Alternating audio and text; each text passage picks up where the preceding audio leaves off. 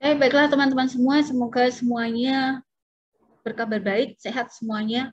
Ketemu lagi di diskusi di channel saya ini. Pada sesi kali ini kita akan membahas mengenai utang negara. Nah, nanti ada beberapa, kita akan mulai dari perkembangan APBN tentu saja, karena tentu pembahasan mengenai utang negara ini berkaitan dengan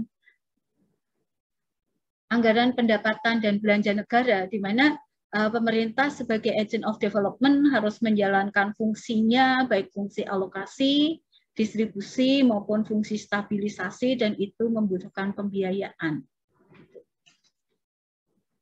Nah, teman-teman, kita akan melihat dulu mengenai yang pertama, mengenai defisit anggaran kita, gitu ya.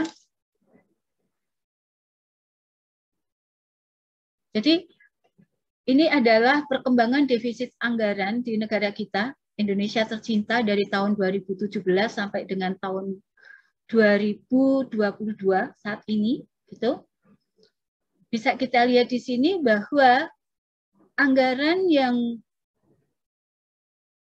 kita ikuti atau sistem anggaran ini tentu sesuai dengan kondisi ekonomi, sesuai dengan kebijakan fiskal, yang tujuannya masih untuk mendorong pertumbuhan ekonomi, maka sistem anggarannya adalah sistem anggaran defisit.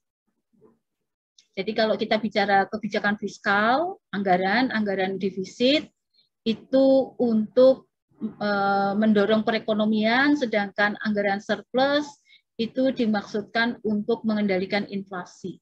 Nah, kalau kita lihat di sini bagaimana perkembangan dari APBN kita, itu selalu defisit. Nah, perkembangan defisit anggaran dari tahun 2017 sampai 2022 bisa kita lihat di dalam tampilan ini. Gitu. Jadi defisitnya itu dari tahun 2017 ke 2018 itu menurun gitu ya. Dari 341,0 triliun rupiah menjadi 269,4 triliun rupiah. Kemudian defisit anggarannya naik lagi di tahun 2019, yaitu dari 269,4 triliun menjadi 348,7 triliun rupiah, begitu seterusnya. Dan kalau kita lihat di tahun 2020, itu defisitnya semakin besar. Ini tentu sebagai dampak dari pandemi COVID-19, yang memporak-porandakan perekonomian sehingga untuk mempertahankan kondisi ekonomi tetap berjalan dengan baik, untuk menghindarkan ekonomi dari keterpurukan yang lebih dalam lagi, pengeluaran pemerintah itu semakin banyak dan itu menyebabkan defisit anggaran pun itu naik. Bahkan kalau kita lihat di sini kenaikan defisit anggaran ini lebih dari 3 kalinya, karena dari sekitar 3 kalinya, yaitu dari 348,7 triliun rupiah menjadi 947,7 triliun rupiah. Kemudian di tahun 2021 ini masih defisit anggarannya masih meningkat menjadi 961,5 triliun rupiah. Kemudian di dalam RAPBN tahun 2022 ini defisit anggarannya secara rupiah ditargetkan menurun, yaitu dari 961,5 di tahun triliun rupiah di tahun 2001 menjadi 868,0 triliun rupiah di tahun 2022.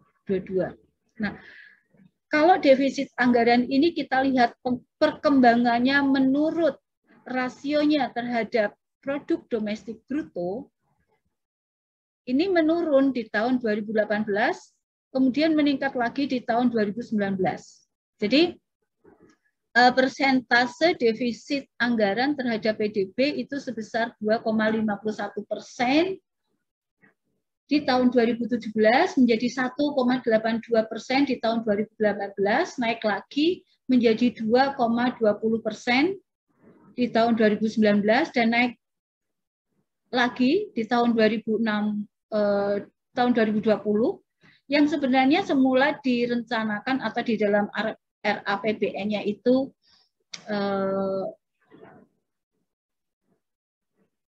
2019 itu sebenarnya kalau di awal itu direncanakan semakin menurun begitu, tetapi ada hal yang tidak bisa dikendalikan, yaitu pandemi COVID-19, yang kita harapannya defisit anggaran terhadap APBN mengecil, tetapi ternyata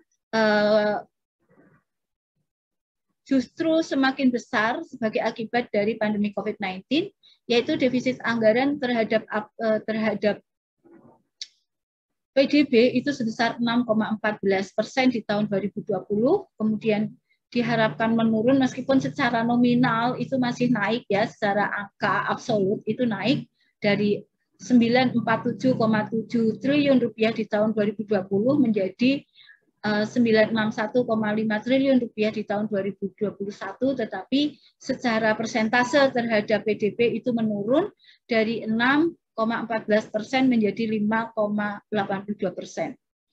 Nah, pada tahun 2022 kita sekarang ini sudah berjalan sampai dengan bulan Juni, begitu ya. Nah, itu secara absolut defisit anggarannya itu kira-kira sebesar 868 triliun rupiah, naik turun dibandingkan tahun sebelumnya. Juga persentase terhadap PDB turun. Jadi di tahun 2022 ini untuk defisit anggaran itu diharapkan turun baik secara absolut maupun secara persentase terhadap PDB. Nah, secara lebih lengkap itu seperti ini teman-teman. Jadi defisit anggaran itu diperoleh dari kita mengurangi pendapatan negara terhadap belanja negara. Jadi pendapatan negara dikurangi dengan belanja negara, kita akan memperoleh surplus atau defisit anggaran. Nah, bisa kita lihat di sini. Di dalam APBN 2001 outputnya itu 961 triliun rupiah, kemudian di tahun 2022 itu sebesar 868,0 triliun rupiah. Defisitnya terhadap PDB 5,82% terhadap PDB di tahun 2021 menjadi 4,85% terhadap PDB di tahun 2022. Jadi, maka diperlukan yang namanya pembiayaan anggaran. Nah, pembiayaan anggaran ini memang tujuannya adalah untuk menutup defisit anggaran. Maka bila teman-teman perhatikan di sini, besarnya defisit anggaran itu selalu sama dengan besarnya pembiayaan anggaran. Hanya kalau defisit itu negatif, kalau pembiayaan anggaran itu positif.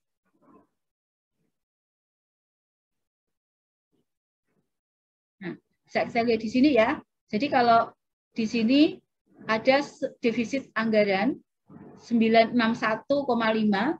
Nah, ini ada pembiayaan anggaran juga besarnya sama. 961,5.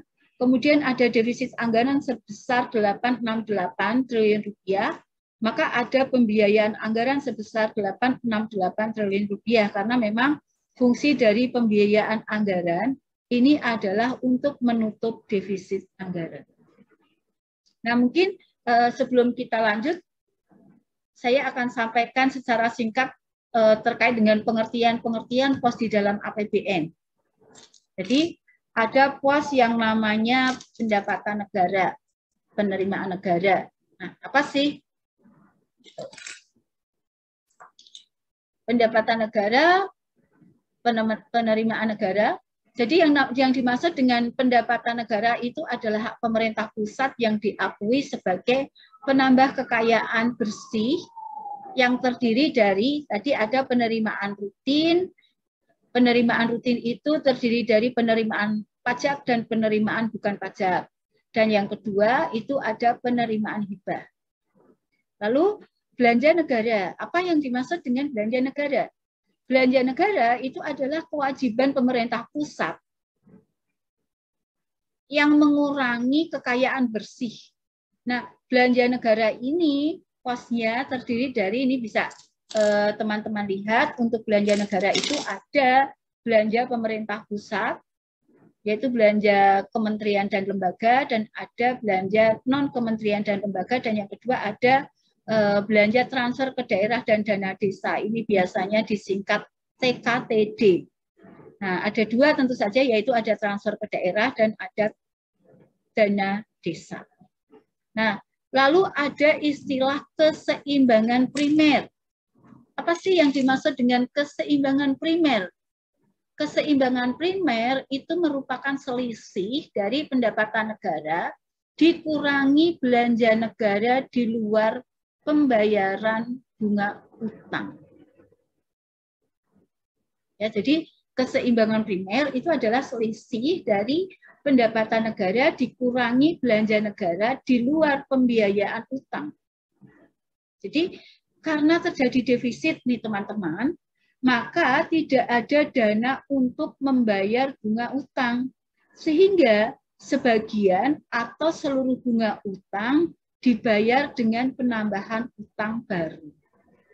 Jadi keseimbangan primer itu adalah pendapatan negara dikurangi belanja negara tetapi tidak memasukkan pembayaran untuk bunga utang.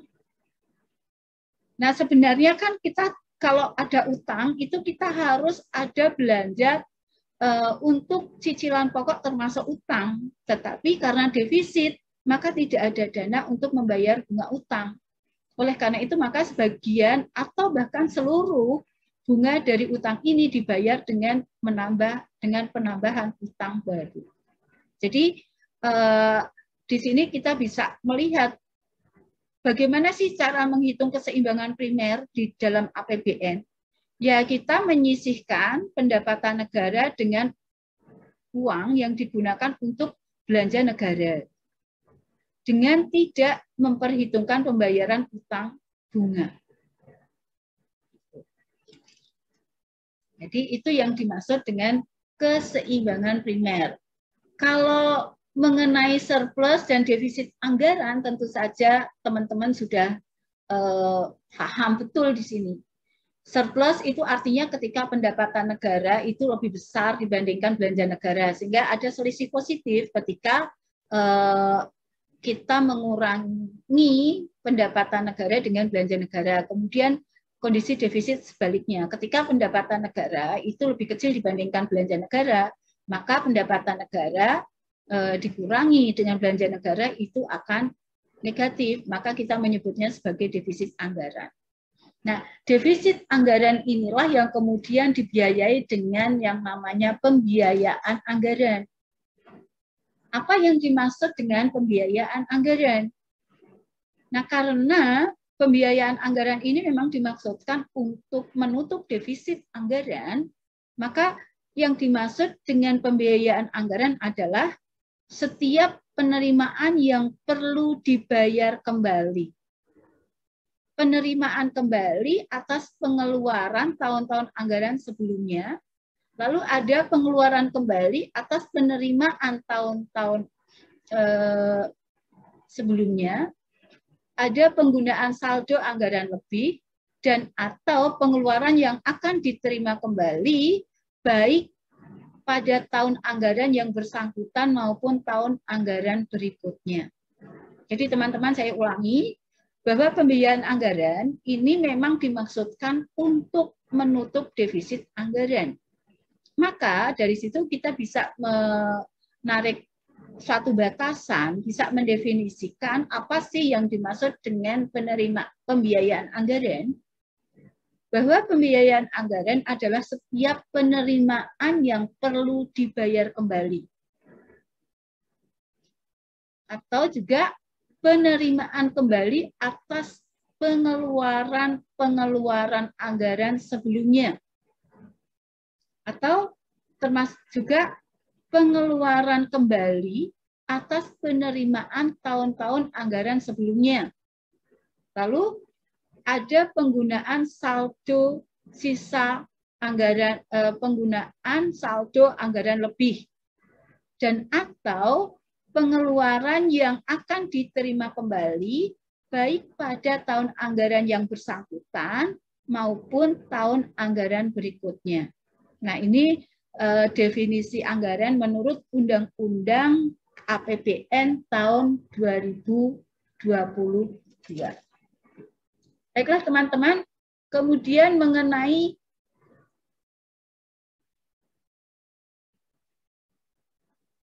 postur APBN tahun 2022 secara ringkas. Jadi secara ringkas postur APBN di negara kita pada tahun 2022 itu untuk pendapatan itu direncanakan sebesar 1.846,1 triliun rupiah yang berasal dari penerimaan pajak itu 1.510 triliun rupiah, dari penerimaan bukan pajak 335,6 triliun rupiah, ini penerimaan rutin. Kemudian diharapkan ada penerimaan dari hibah sebesar 0,6 triliun rupiah. Kemudian belanja negara terdiri dari dua pos besar tadi, yaitu belanja pemerintah pusat. Nah, ini dianggarkan sebesar 1.944,5 triliun rupiah, dan untuk belanja transfer ke daerah dan dana desa itu direncanakan sebesar 769,6 triliun. Jadi secara keseluruhan rencana belanja negara di dalam APBN tahun 2022 adalah 2.714,2 triliun rupiah. Pendapatannya 1.846,1 triliun dan belanja negara 2.714 triliun rupiah. Maka ada defisit anggaran sebesar 868,0 triliun rupiah. Nah, defisit anggaran sebesar 868,0 triliun rupiah ini kalau kita rasiokan terhadap PDB itu sebesar 4,85%. Jadi di dalam APBN tahun 2022 itu direncanakan ada defisit dan pembiayaan anggaran sebesar 868 triliun rupiah, yang itu besarannya proporsinya terhadap PDB adalah sebesar 4,85%. Ini perkembangan dari tahun ke tahun ya.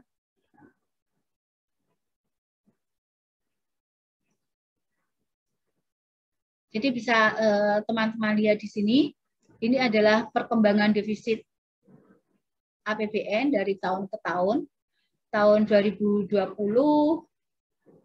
ya, dari tahun 2020 di APBN itu defisit anggaran terhadap GDP itu direncanakan minus 1,76. Kemudian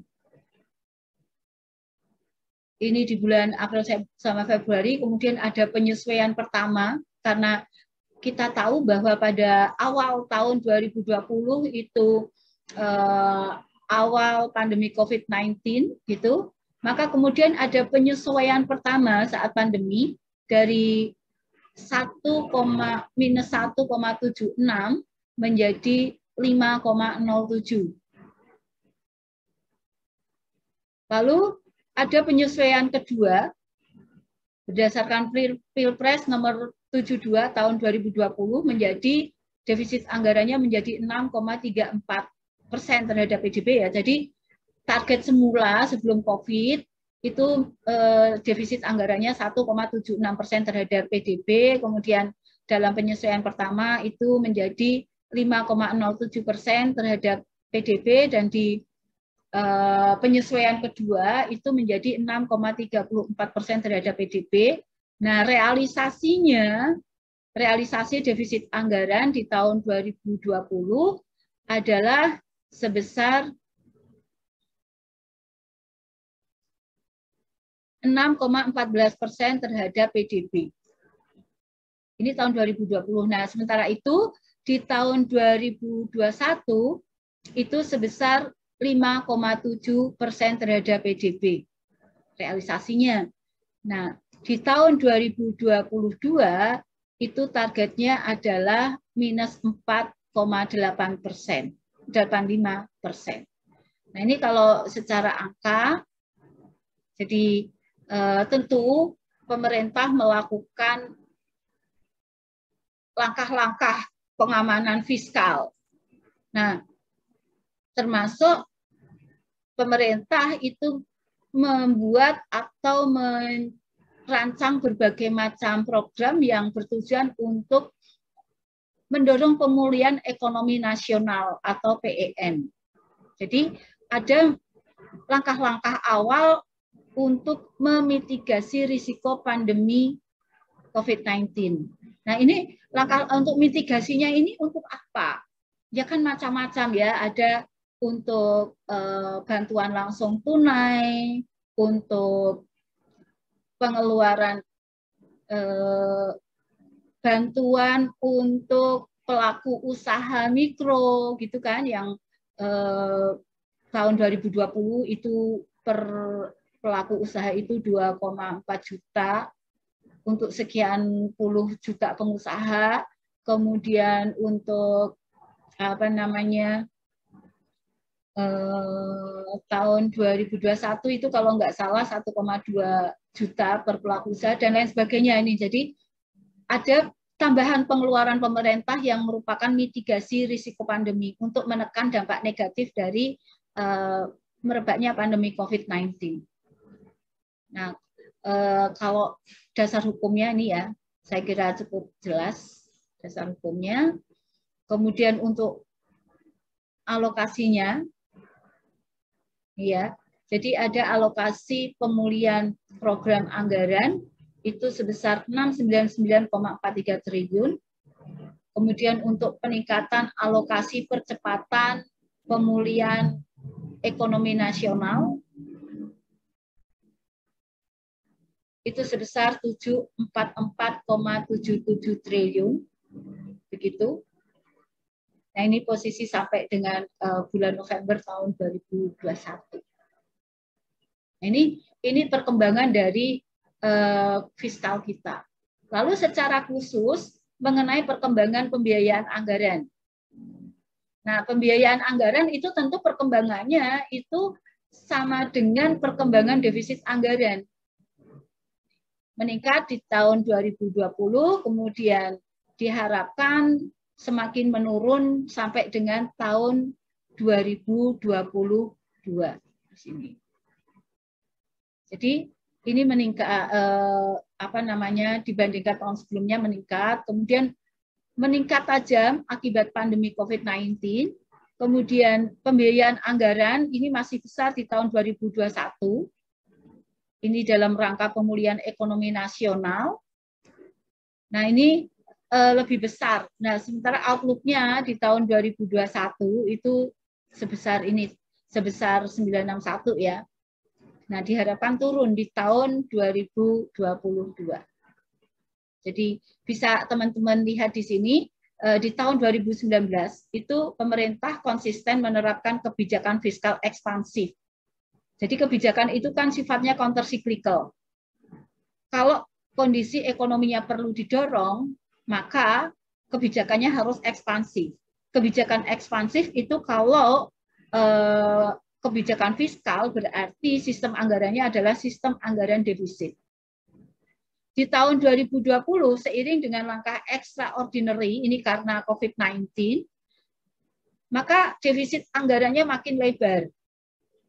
Yang tadinya itu hanya sebesar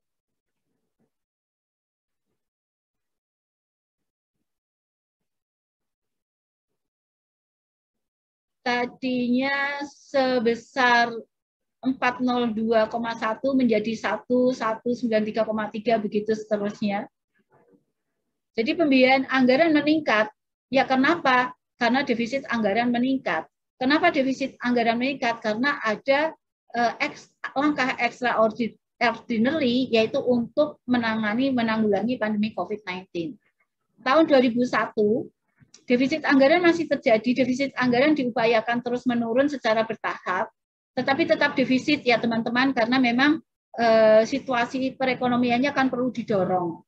Jadi kebijakan fiskalnya masih tetap merupakan kebijakan fiskal ekspansif. Tetapi diharapkan defisit anggarannya menurun.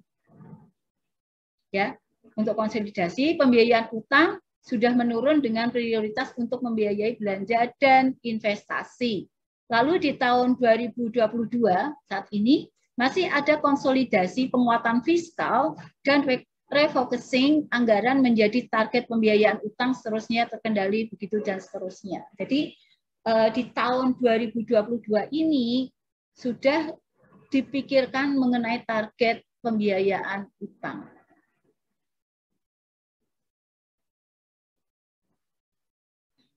Jadi teman-teman semua, ini secara ringkas, pembiayaan anggaran di tahun 2022 adalah sebesar 868 triliun rupiah, terdiri dari pembiayaan utang sebesar 991,3 triliun dan pembiayaan non utang sebesar 123,3 triliun rupiah. Ini kalau kita bandingkan dengan 21, untuk menutup anggaran atau pembiayaan anggaran tahun 2001 itu sebesar 783,7 triliun yang terdiri dari pembiayaan utang dan non utang tentu saja. Nah, kalau utang itu bisa berupa surat berharga, SBN, konvensional, dan surat berharga syariah.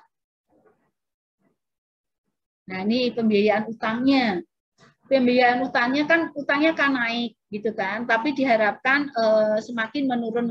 Kalau kita lihat di sini, pembiayaan defisit melalui penerbitan surat berharga itu kita lihat naik di tahun 2020, kemudian pembiayaan utang ini diharapkan semakin turun. Ya, jadi pertumbuhan ini kan tumbuh positif 4,5%, kemudian ada pertumbuhan yang extraordinary ini di atas 100% kan ini 163,8%, kemudian diharapkan sudah mulai menurun di tahun 2021 dan menurun lagi di tahun 2022. Jadi itu terkait dengan pembiayaan utang. Nah, maka kemudian kita akan masuk pada utang negara. Jadi negara itu diperbolehkan untuk memiliki utang.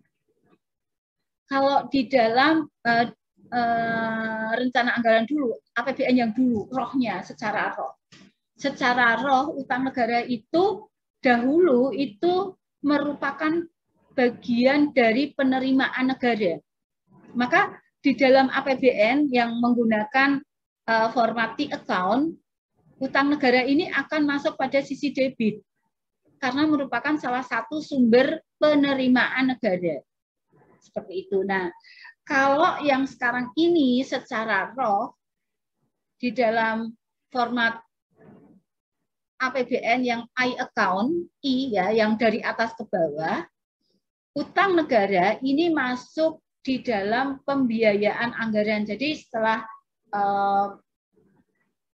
penerimaan negara, kemudian ada belanja, kemudian ada keseimbangan primer, kemudian ada surplus atau defisit anggaran, nah kemudian ada pembiayaan anggaran. Nah, utang negara ini masuk di dalam pembiayaan anggaran tersebut. Jadi utang itu dimaksudkan untuk menutup defisit. Kalau nggak ada defisit bagaimana? Kalau APBN-nya nggak defisit, ya utang negara ini tidak diperlukan lagi. Jadi secara mudah begitu. Lalu apa sih yang dimaksud dengan utang negara?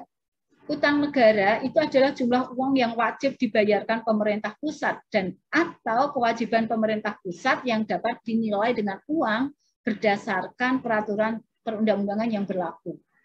Jadi sebenarnya ini sifatnya umum, yang namanya utang itu adalah sesuatu yang mula-mula kita terima, tetapi nanti kita harus mengembalikannya, gitu. Nah, barangkali kalau kita berbicara mengenai ini bukan soal ekonomi, bukan masalah ekonomi, kita berbicara hutang budi. Hutang budi kan gitu, kita menerima kebaikan orang. Maka kewajiban kita juga berbuat baik kepada orang lain, kan seperti itu. Hutang negara. Pada mulanya negara itu menerima sejumlah uang pinjaman. Nah, uang ini nanti harus kita kembalikan. Hanya kalau kita berbicara mengenai utang negara, yaitu ya jumlah uang, itu pada saat mengembalikan, kita akan mengembalikan pokok beserta bunganya. Lalu mengenai sumber utang negara dan macamnya. Macam utang negara itu ada yang namanya reproductive debt dan ada debt wide debt. Macam utang negara yang dikelompokkan menjadi reproductive debt dan debt wide debt ini adalah macam utang negara berdasarkan apakah ada jaminannya atau tidak. Apakah utang tersebut dijamin atau tidak. Dikatakan sebagai reproductive debt kalau utang itu dijamin seluruhnya oleh kekayaan negara yang sama besarnya. Disebut sebagai debt wide debt adalah ketika utang itu tidak dijamin dengan kekayaan. Jadi dalam kehidupan sehari-hari kalau kita tidak bicara utang negara tetapi utang individu gitu ya. Seseorang itu memiliki utang di bank untuk rumah, KPR, kredit kepemilikan rumah. Nah, ketika membeli rumah, rumah ini dibayar oleh bank. Tetapi sertifikat kepemilikan rumah ini tentu akan ditahan oleh bank. Sebagai apa? Sebagai jaminan. Nah, ini contoh reproductive debt. Jadi, utangnya itu dijamin dengan kekayaan yang besar, yang nilainya sama. Gitu. Bank membayarkan pembelian rumah. Nah, sertifikat kepemilikan rumah itu tetap ditahan oleh bank sampai si debitur ini melunasi KPR tersebut. Nah, mungkin teman-teman juga demikian. Jadi ini transfer dari orang tua belum datang, kemudian aku pinjam uangmu dulu dong. Butuhnya banyak, berapa? 5 juta. Wah, banyak banget, aku punya sih, terus jaminannya apa? Nanti jangan-jangan kamu nggak kembaliin, gitu kan. Oke, ini apa namanya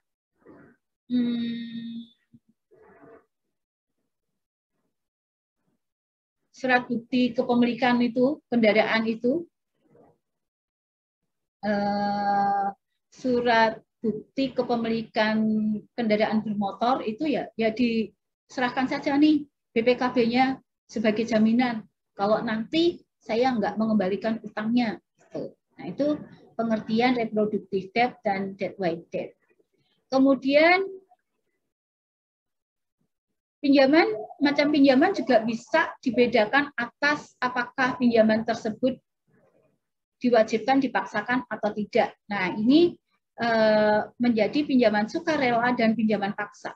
Saya kira ini cukup jelas ya. Kalau sukarela itu ya nyumbang boleh, jumlahnya berapa.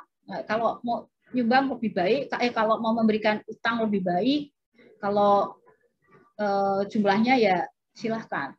Tapi kalau dipaksakan berarti ya dipaksakan. Misalnya setiap orang wajib oleh negara, setiap orang diminta untuk membeli surat utang negara. Setiap orang wajib membeli obligasi, misalnya seperti itu. Kalau sukarela, negara mengeluarkan surat utang negara begitu, kamu mau beli sun atau tidak, enggak apa-apa. Tetapi kalau dipaksakan, ya berarti wajib membeli sun. Gitu. Lalu bisa dibedakan ke dalam pinjaman dalam negeri dan pinjaman luar negeri. Ini saya kira cukup jelas. Kalau pinjaman dalam negeri ya berarti berasal dari dalam negeri, dalam batas wilayah teritorial negara. Jadi kalau pinjaman dalam negeri ini nanti tidak ada cash inflow, tidak ada cash inflow karena sifatnya itu adalah pengalian daya beli dari masyarakat kepada pemerintah pada saat peminjaman itu terjadi.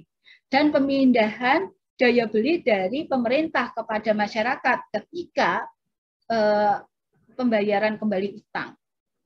Nah, pinjaman luar negeri berarti pinjaman dari luar negeri yang berarti berasal dari luar batas wilayah teritorial negara. Ini ada cash inflow, ada uang masuk ke dalam perekonomian negara itu pada saat peminjaman itu terjadi. Tapi pada saat pembayaran utang kembali, itu akan ada cash outflow. Jadi ada cash outflow pada saat pembayaran cicilan pokok dan bunganya. Siapa yang bisa menjadi peminjam? Sumber utang negara dari mana? Bisa dari para individu di dalam masyarakat. Tadi saya contohkan misalnya pemerintah itu menerbitkan surat utang negara. Nah, individu masyarakat bisa membeli surat utang negara tersebut, berarti sebenarnya mereka memberi utang kepada negara. Bisa sektor perusahaan, ini cukup jelas, bisa bank umum, bisa juga bank sentral. Nah, hanya sebagai catatan teman-teman semua, setelah Bank Sentral, Bank Indonesia itu menjadi lembaga yang independen menurut Undang-Undang Nomor 23 tahun 1999 yang sudah diamandemen dengan Undang-Undang Nomor 3 tahun 2004, Bank Indonesia menjadi lembaga yang independen yang tidak bisa diintervensi oleh lembaga manapun. Nah, maka Bank Sentral tidak lagi menjadi sumber utang negara. Jadi seperti itu. Jadi kalau dahulu Bank Sentral itu bisa menjadi sumber utang negara di negara kita, tetapi sekarang tidak lagi. Nah, yang namanya utang ini nanti akan menimbulkan kewajiban untuk membayar kembali, untuk mengembalikan. Jadi kita menerima, kemudian ada tenurnya, jangka waktu pinjaman, katakanlah 3 tahun. Setelah jatuh tempo, setelah 3 tahun, maka utang itu harus dikembalikan. Nah, mengembalikan utang ini adalah berupa cicilan, berupa utang pokok beserta bunganya. Maka sebenarnya yang namanya utang, ini pada akhirnya akan menjadi beban. Beban utang negara. Nah, siapa yang menanggung beban? Pada akhirnya, yang menanggung beban utang negara ini adalah rakyat, adalah masyarakat. Maka kita lihat sekarang mengenai beban utang negara. Ada sedikit perbedaan mengenai beban utang negara jika utang itu berasal dari dalam negeri atau dari luar negeri. Nah, sekarang mengenai beban utang negara untuk utang dalam negeri. Ada beban langsung. Beban langsungnya adalah beban uang. Karena apa? Karena dalam jangka waktu tertentu, negara harus mengembalikan utang tersebut, harus melakukan pembayaran cicilan pokok dan bunganya. Lalu ada beban real. Nah, beban real ini adalah beban yang secara real dirasakan oleh masyarakat.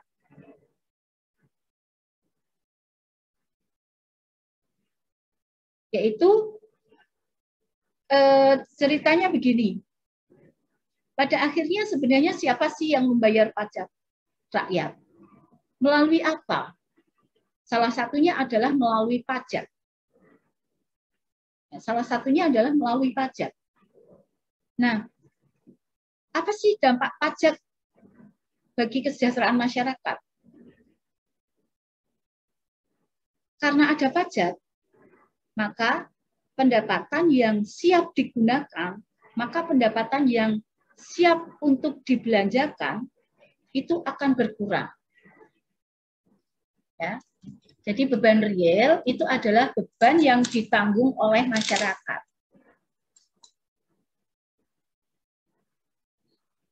Jadi kan pada akhirnya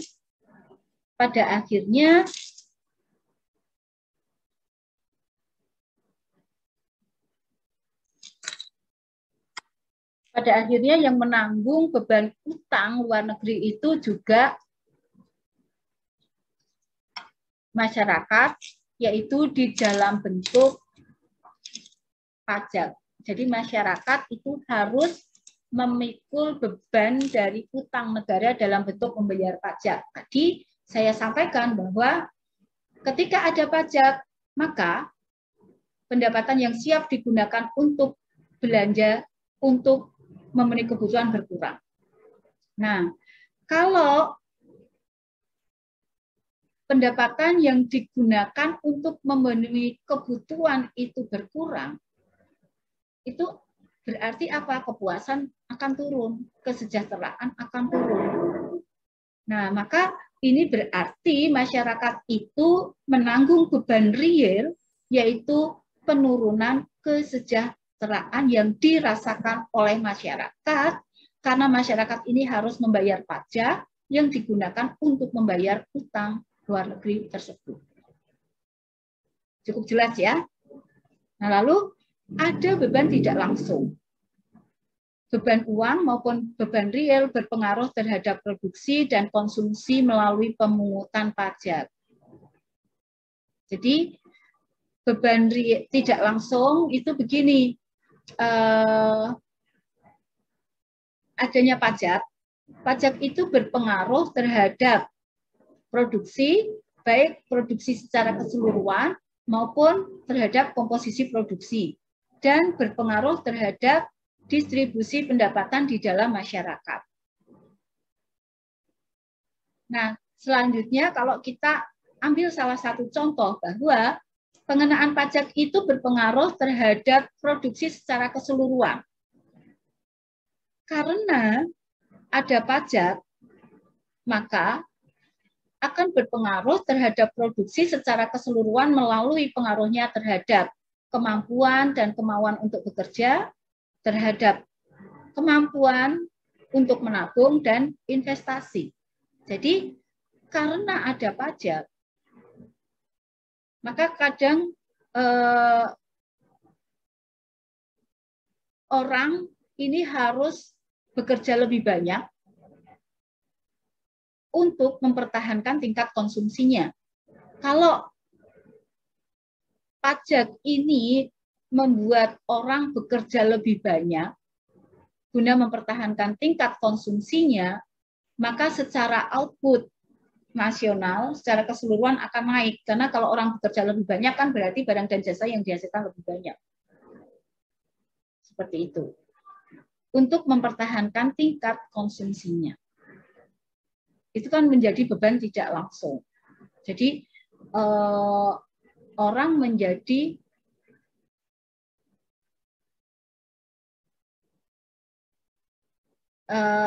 jadi pajak yang ditanggung oleh masyarakat itu secara tidak langsung bisa mendorong produksi secara keseluruhan karena orang bekerja lebih banyak demi mempertahankan pengeluaran konsumsinya. Tetapi bisa juga sebaliknya, pajak ini menurunkan keinginan seseorang untuk bekerja. Orang mungkin berpikir, nah untuk apa bekerja banyak-banyak? Toh nanti beban pajaknya makin banyak gitu. Maka orang akan mengurangi jam kerjanya. Nah, ketika orang mengurangi jam kerjanya, ini kan berlaku secara masif. Maka output secara nasional akan turun. Seperti itu. Nah, kalau output secara nasional turun apa? Ya nanti harga-harga akan naik. Lalu yang ketiga, kalau misalnya beban pajak ini tidak mempengaruhi keinginan atau kemampuan seseorang bekerja, artinya orang tetap bekerja seperti biasanya, meskipun ada pajak. Maka dampaknya apa? Kemampuan konsumsinya turun. Atau kalau misalnya mempertahankan konsumsinya, orang bisa mengurangi tabungan. Nah, kalau tabungannya turun, maka investasinya turun. Maka nanti Y sama dengan C plus I plus G plus X minus M itu akan turun. Karena apa? Karena I-nya turun, atau mungkin karena C-nya turun. Itu beban tidak langsung. Nah, selanjutnya untuk beban utang dalam negeri. Pada dasarnya tidak memberikan keuntungan maupun beban real terhadap masyarakat. Karena tadi sebenarnya kalau utang itu berasal dari dalam negeri itu tidak ada cash inflow. yang terjadi adalah pemindahan daya beli dari masyarakat kepada pemerintah pada saat peminjaman itu terjadi, dan pemindahan daya beli dari pemerintah kepada masyarakat saat pembayaran kembali utang. Beban real untuk utang dalam negeri tergantung pada bagaimana cara pemindahan kekayaan atau dana dari para kreditur kepada pembayar pajak, yakni apakah pembayaran pajak tersebut memperbesar atau mengurangi ketimpangan pendapatan di dalam masyarakat. Ada beban real jika proporsi pajak yang dibayarkan oleh orang kaya lebih kecil dibandingkan proporsi jumlah surat obligasi yang berada di tangan mereka. Pada umumnya, pinjaman dalam negeri bersifat memperbesar ketimpangan jika harga stabil karena lebih banyak dimiliki oleh orang kaya. Jadi maksudnya, saya baca cepat itu, tapi akan saya jelaskan begini. Beban real itu tergantung pada bagaimana cara pemindahan kekayaan atau dana dari para kreditur kepada para pembayar pajak. Jadi kan begini, untuk utang dalam negeri, misalnya pemerintah itu menerbitkan SUN, surat utang negara. Nah, kalau kita berbicara mengenai siapakah yang dapat membeli surat utang negara? Yang dapat membeli surat utang negara adalah orang kaya. Nah, atas SUN ini pemerintah kan harus membayar bunga kepada yang memiliki surat utang negara. Nah, bunga ini salah satunya juga dibayar dari pajak. Orang yang tidak kaya, orang yang relatif miskin, itu membayar pajak. Tetapi tidak bisa membeli surat utang negara. Begitu. Maka mereka tidak mendapatkan penerimaan dari bunga surat utang negara. Mereka membayar pajak, tetapi tidak menerima pembayaran bunga atas surat utang negara. Nah, untuk orang kaya, mereka mampu membeli surat utang negara. Mereka juga membayar pajak, tapi mereka ini juga menerima penerimaan dari bunga yang diperoleh dari SUN. Sama-sama membayar pajak. Orang miskin dan orang kaya sama-sama membayar pajak, tetapi orang kaya itu bisa menerima pengembalian, bisa menerima bunga surat utang negara, makin kaya karena menerima pendapatan dari surat utang negara. Orang miskin itu membayar pajak tetapi tidak mampu membeli SUN, maka tidak menerima pendapatan dalam bentuk bunga surat utang negara. Maka inilah yang kemudian menyebabkan ketimpangan pendapatan di dalam masyarakat itu semakin tinggi. Cukup jelas ya. Jadi saya ulangi, orang kaya dan orang miskin sama-sama membayar pajak. Orang kaya mampu memberi surat utang negara sehingga mereka bisa memperoleh pendapatan atau penerimaan dalam bentuk bunga. Sedangkan orang miskin tidak mampu, mereka membayar pajak tetapi mereka tidak menerima pendapatan bunga karena mereka nggak mampu membeli surat utang negara. Nah, inilah yang kemudian menyebabkan ketimpangan pendapatan di dalam masyarakat itu semakin lebar. Yang kaya makin kaya, yang miskin tetap miskin.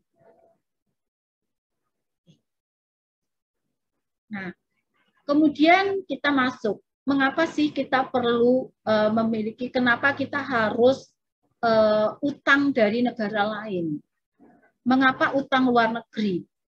Karena tadi kan ada beban dari utang luar negeri secara langsung maupun tidak langsung.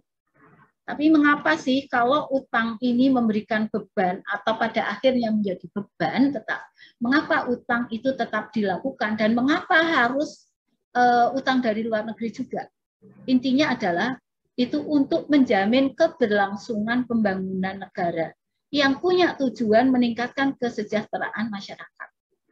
Jadi pembangunan ekonomi suatu negara itu harus didukung oleh ketersediaan sumber daya ekonomi. Tapi suatu negara itu juga dihadapkan pada keterbatasan sumber daya ekonomi, khususnya sumber daya modal. Nah, keterbatasan sumber daya modal inilah yang mengharuskan pemerintah itu mendatangkan sumber daya dari negara lain untuk mendukung pelaksanaan program pembangunan.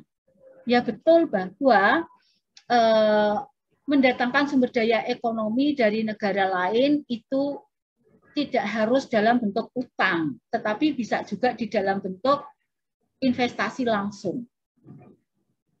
Gitu.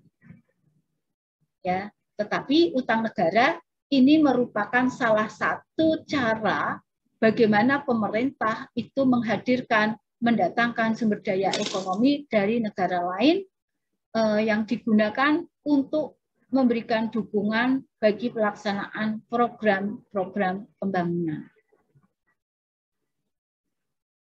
Nah, maka bagaimana pengelolaan utang negara itu menjadi sangat penting. Ada beberapa hal yang harus dipertimbangkan ketika suatu negara itu akan utang. Yang pertama adalah kemampuan membayar pajak. Kemampuan untuk membayar pinjaman. Jadi besar kecilnya utang negara itu harus disesuaikan dengan kemampuan negara tersebut untuk membayar kembali pinjaman tersebut. Kemudian yang kedua, pembayaran kembali pinjaman beserta bunganya merupakan pengurangan devisa. Jadi kalau utang itu adalah utang luar negeri, maka pembayaran kembali pinjaman beserta bunganya itu merupakan pengurangan devisa. Nah, maka harus dilihat apakah cadangan devisanya aman atau tidak. Cadangan devisa ini dikatakan aman jika minimal itu cukup untuk membiayai impor selama 3 bulan. Nah, maka bagaimana mengukur beban pinjaman? Yaitu dilihat dari proporsi pinjaman dari penerimaan devisa yang tercermin di dalam current account, neraca berjalan di dalam neraca pembayaran internasional, yang berasal dari ekspor barang dan jasa yang diserap oleh seluruh pinjaman yang berupa debt service ya, yaitu berupa cicilan dan bunga. Jadi teman-teman, apakah pinjaman itu merupakan beban yang berat atau tidak, maka kita harus melihat pada current account, neraca berjalan. Neraca berjalan itu kan ada ekspor barang dan jasa, ada modal gitu kan, ekspor impor barang, jasa maupun modal. Nah, kita lihat di situ. Apakah neraca berjalannya current account-nya itu surplus atau defisit? Apakah ekspornya itu banyak atau sedikit? Nah, dilihat dari situ. Kalau ekspor suatu negara itu banyak, itu merupakan indikasi besar gitu ya. Itu merupakan indikasi bahwa negara itu liquid. Itu merupakan indikasi bahwa negara itu semakin mampu untuk membayar utangnya. Itu nanti bisa dilihat pada yang namanya DSR atau debt service ratio. Jadi debt service ratio itu adalah penerimaan ekspor. Jadi debt service ratio itu adalah penerimaan ekspor dibagi dengan debt service, yaitu cicilan dan bunga. Jadi penerimaan ekspor dibagi dengan cicilan dan bunga.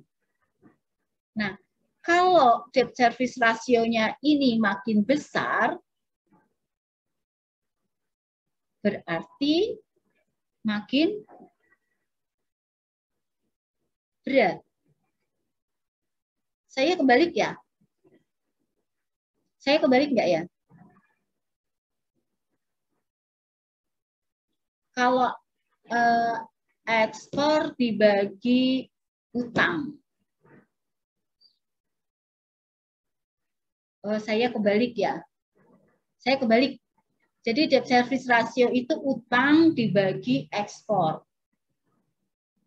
Kalau ekspornya itu makin besar, berarti debt service rasionya makin kecil.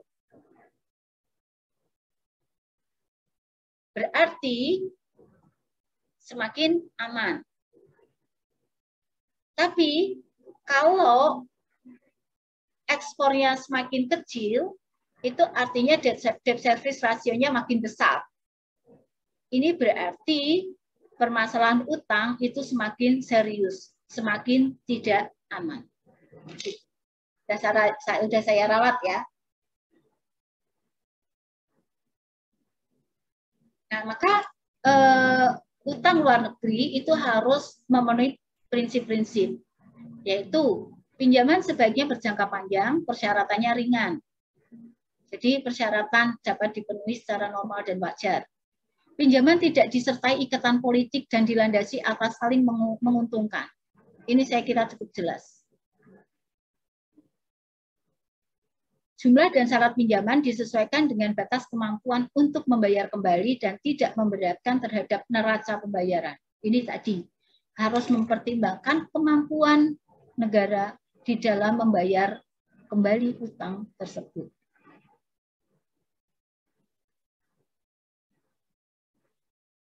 Kemudian prinsip yang lain, penggunaan dan penarikan utang tidak terlalu ketat dan lebih disukai jika dapat digunakan untuk berbagai keperluan. Jadi ada utang negeri, tapi penarikan utangnya syaratnya macam-macam. Tidak boleh digunakan untuk keperluan yang macam-macam, gitu. Itu juga perlu dipertimbangkan. Yang lebih disukai itu tentu yang narik utangnya juga mudah dan dapat digunakan untuk berbagai macam keperluan. Jadi kan ada pinjaman yang sifatnya khusus. Jadi pinjam hanya untuk misalnya membangun jalan tol, misalnya begitu. Ya berarti utang itu tidak boleh digunakan untuk kepentingan lain selain membangun jalan tol. Lalu prinsip yang lain, sumber dana harus jelas dan pihak kreditor dikenal memiliki reputasi yang baik. Ini cukup jelas. Perlu adanya penganekaragaman atau diversifikasi sumber dan bentuk pinjaman. Ini supaya aman. Jadi jangan utang dari satu negara tok, misalnya begitu kan. Kalau utang dari satu negara saja besar sekali, nah nanti negara itu bisa mengintervensi kedaulatan negara, misalnya seperti itu. Maka perlu penganekaragaman atau perlu diversifikasi. Nah, ini teman-teman mengenai bentuk-bentuk dari utang luar negeri. Kalau dilihat dari sumber dananya, itu bisa pinjaman multilateral, jadi pinjaman dari beberapa negara, bisa pinjaman bilateral, ini berarti hanya melibatkan dua negara, yaitu peminjam dan dan krediturnya, peminjam dan yang meminjamkan, debitur dan kreditur, dan ada pinjaman sindikasi. Pinjaman sindikasi ini berarti pinjaman yang berasal dari sindikat. Gitu ya, jadi tidak harus negara gitu, tetapi mungkin ada kelompok tertentu atau organisasi tertentu yang merupakan sindikat yang bisa memberi pinjaman. Dilihat dari segi persyaratannya, ada yang namanya pinjaman lunak, ada yang namanya pinjaman setengah lunak. Soft loan, pinjaman lunak, pinjaman setengah lunak atau pinjaman yang tidak lunak itu hard loan gitu kan. Nah, pinjaman lunak itu persyaratannya mudah. Kalau yang tidak lunak ya persyaratannya susah, macam-macam gitu. pinjaman lunak ini biasanya juga tenornya panjang, jangka waktunya panjang. Sedangkan pinjaman setengah lunak ini tenornya tidak panjang.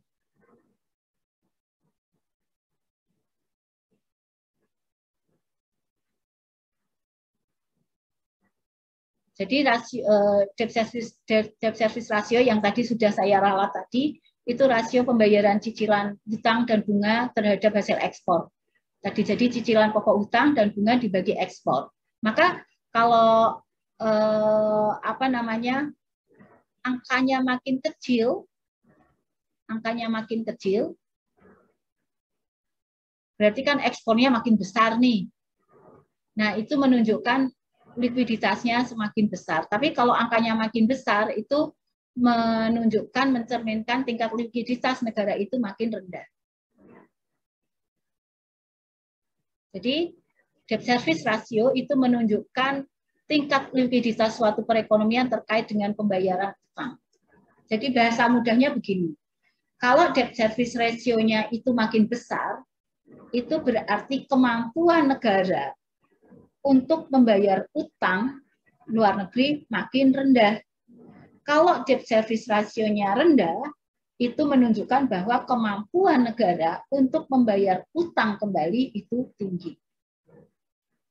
Nah, debt service ratio dikatakan rendah, yang menunjukkan bahwa perekonomian aman, yang menunjukkan tingkat likuiditas tinggi, menunjukkan tatanan perekonomian nasional yang baik, itu adalah sekitar 10%. Tapi kalau debt service ratio-nya di atas 40%, itu menunjukkan bahwa perekonomian mengalami permasalahan yang serius dan kesulitan membayar hutang kembali. Tingkat likuiditas perekonomian dikaitkan dengan utang luar negeri itu semakin rendah.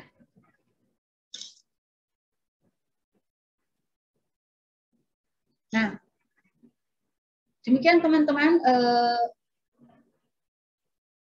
materi atau sesi kita kali ini mengenai utang negara. Terima kasih untuk perhatiannya. Tuhan memberkati.